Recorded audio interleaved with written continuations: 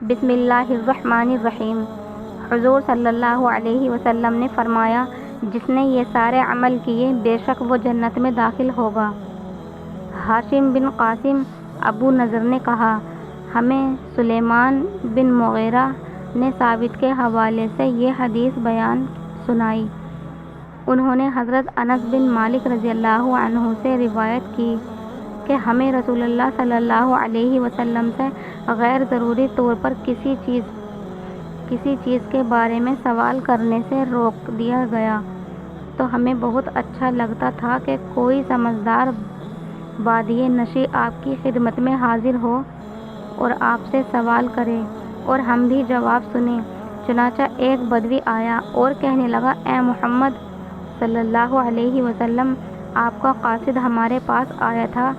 اس نے ہم سے کہا کہ آپ فرماتے ہیں اللہ تعالیٰ نے آپ کو رسول بنا کر بھیجا ہے۔ آپ نے فرمایا اس نے سچ کہا۔ اس نے پوچھا، آسمان کس نے بنایا ہے؟ آپ نے جواب دیا، اللہ نے۔ اس نے کہا، زمین کس نے بنائی؟ آپ نے فرمایا اللہ نے۔ اس نے سوال کیا، یہ پہاڑ کس نے گاڑے ہیں اور ان میں جو کچھ رکھا ہے کس نے رکھا ہے؟ آپ نے فرمایا اللہ تعالیٰ نے۔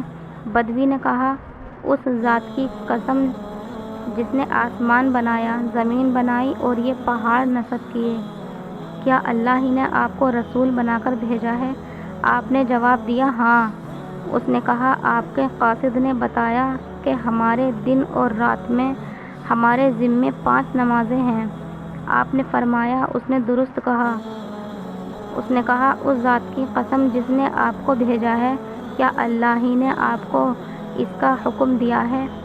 آپ نے جواب دیا، ہاں۔ اس نے کہا، آپ کے الچی کا خیال ہے کہ ہمارے ذمے ہمارے مالوں کی زکوٰۃ ہے؟ آپ نے فرمایا اس نے سچ کہا۔ بدوی نے کہا، اس ذات کی قسم جس نے آپ کو رسول بنایا، کیا اللہ ہی نے آپ کو یہ حکم دیا ہے؟ آپ نے جواب دیا، ہاں۔ اعرابی نے کہا، آپ کے الچی کا خیال ہے کہ ہمارے سال میں ہمارے ذمے ماہ رمضان کے روزے ہیں؟ آپ نے فرمایا اس نے صحیح کہا۔ اس نے کہا، اس ذات کی قسم جس نے آپ کو بھیجا ہے، کیا اللہ ہی نے آپ کو اس کا حکم دیا ہے؟ آپ نے فرمایا ہاں۔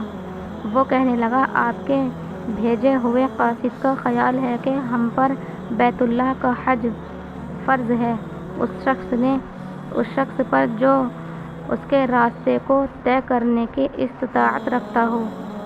آپ نے فرمایا اس نے سچ کہا۔ حضرت انس رضی اللہ تعالیٰ عنہ نے کہا، پھر وہ واپس چل پڑا اور چلتے چلتے کہا، اس ذات کی قسم جس نے آپ کو حق کے ساتھ بھیجا ہے، میں ان پر کوئی اضافہ کروں گا نہ میں کوئی کمی کروں گا۔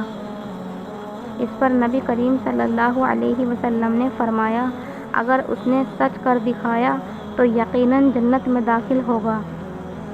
صحیح مسلم، حدیث نمبر 102۔